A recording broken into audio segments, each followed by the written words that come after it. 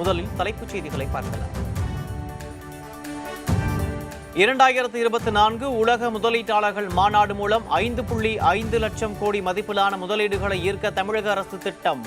மத்திய அரசின் கடலுக்குள் காற்றாலை திட்டத்தை வரவேற்பதாக தொழில்துறை அமைச்சர் டி.ஆர்.பி. ராஜா கருத்து.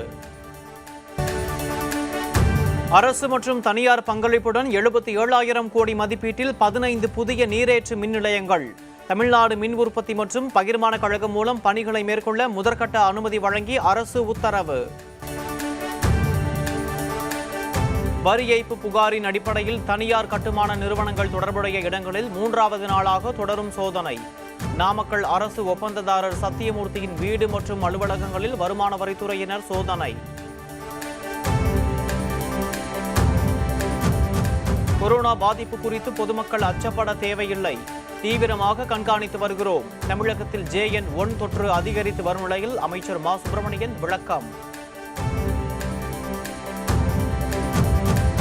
கலைஞர் நூற்றாண்டு புதிய பேருந்து முனையத்திலிருந்து வெளியேறும் பேருந்துகளால் போக்குவரத்து நெரிசல் ஏற்படுவதாக எழுந்த புகார். துலாம்பாக்கம் சாலையில் பள்ளி நேரங்களில் பேருந்துகள் இயக்கப்படாது என அமைச்சர் சேகர்பாபு அறிவிப்பு.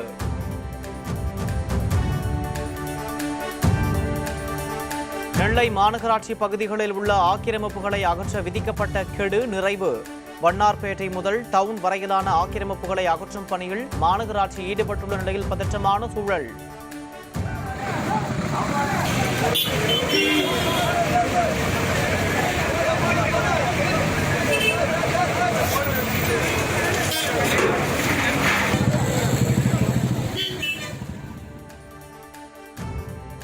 ஆந்திர முதலமைச்சர் ஜெகன்மோகன் ரெட்டியின் தங்கையும் YSRTP கட்சியின் தலைவருமான YS ஷர்மிளா காங்கிரஸ் கட்சியில் இணைந்தார்.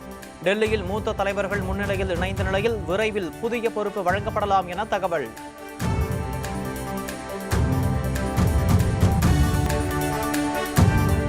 மகர ஜோதியை முன்னிட்டு கேரள சபரிமலை வனப்பகுதிகளில் புதிய கட்டுப்பாடுகள். வனங்களில் கூடாரம் அமைத்து தங்கக்கூடாது என மாநில வனத்துறை அறிவிப்பு.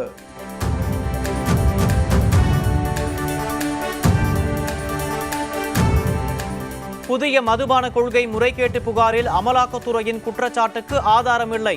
இன்று கைதாகலாம் என தகவல் வெளியான நிலையில் டெல்லி முதலமைச்சர் அரவிந்த் கெஜ்ரிவால் குற்றச்சாட்டு.